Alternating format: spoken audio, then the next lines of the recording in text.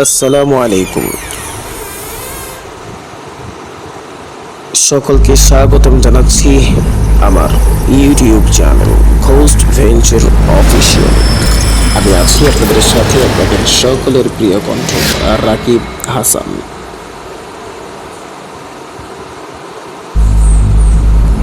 আশা করি সকলে ভালো আছেন, সুস্থ আছেন, সেই আশা প্রত্যাশা ব্যক্ত করে শুরু করছি নিয়মিত আয়োজন ভৌতিক আড্ডা উইথ রাকিব।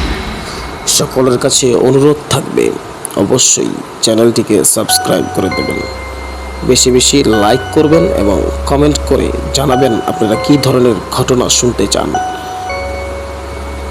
আজকে আপনাদের সঙ্গে যেই ঘটনাটি শেয়ার করব সেটি হচ্ছে একটি অভিশপ্ত জাহাজকে কেন্দ্র করে। তাহলে চলুন সরাসরি ঘটনায় চলে যাচ্ছি। অরাধ্য সমুদ্রের চিরস্থায়ী অভিশপ্ত জাহাজের রহস্য। সমুদ্রের ঢেউগুলো অসীমভাবে নীলচে অন্ধকারে গলিয়ে যাচ্ছে। রাত গভীর, আকাশে চাঁদের কোনো আলো নেই, শুধুই ঘন কুয়াশা আর বাতাসের শব্দ। জাহাজ অরাধ্য ইতিমধ্যে কয়েকদিন ধরে সমুদ্রের মাঝে হারিয়ে গিয়েছে।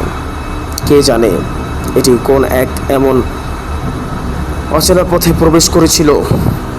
জাহাজটি এক প্রাচীন বাণিজ্যিক জাহাজ, কিন্তু ভেতরের অবস্থা এমন যে মনে হয় বছরের পর বছর কেউ এতে পা দেয়নি।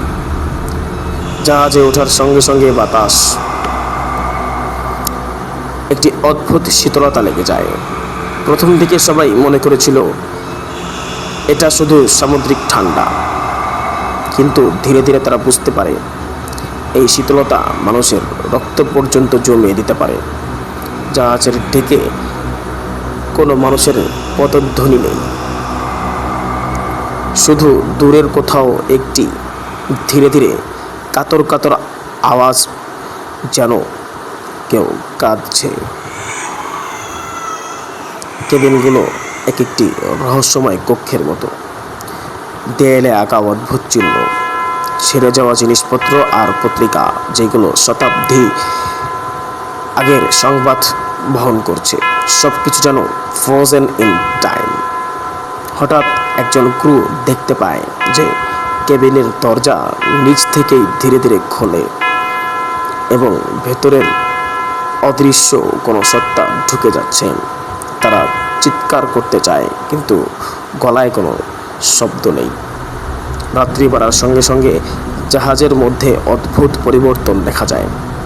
কেউ কেউ বলে যে তারা দেখতে পেয়েছে অদৃশ্য হাত বা ছায়ার মতো মানুষেরা চলাফেরা করছে। কেউ কেউ বলে জাহাজের ইঞ্জিন ঘরে কেউ নেই, অথচ হঠাৎ ইঞ্জিনের আওয়াজ শোনা যায়, যেন কেউ পেছনে হেঁটে যাচ্ছে।